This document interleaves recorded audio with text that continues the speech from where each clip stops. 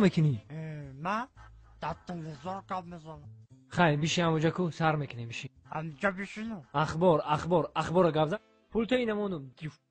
السلام علیکم تماشاگران زدمن. اینک برنامه تلویزیون اخبار است رئیس فیلم. در استودیو با شما میستر کلی.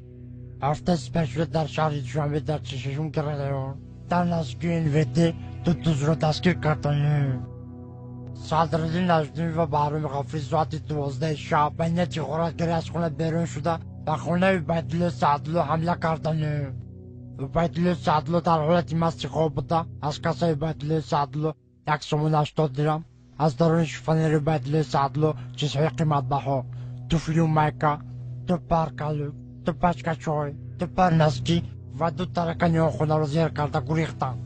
از این کارها سردار گروه میلیسیا حسن چیلا خبر شده با کارگردان کرپسی جمهوری تاجیکستان خبر داده. کارگردان کرپسی جمهوری تاجیکستان دولتمند خال کرکیبک برده قاسم از این کارها خبر شده. هرچین غارتگرها را دستگیر کرده و درون کاخ برباد بردن. صدراعظم نجمی و بهرام غفوری به درون کاخ برباد برده. صدراعظم نجمیدین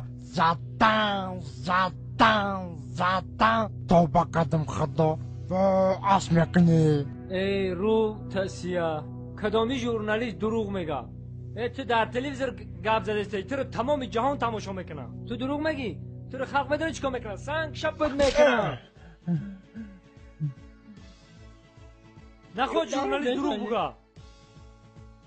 چه دارو بزنی؟ تو فالبینی دروغ گفته استی.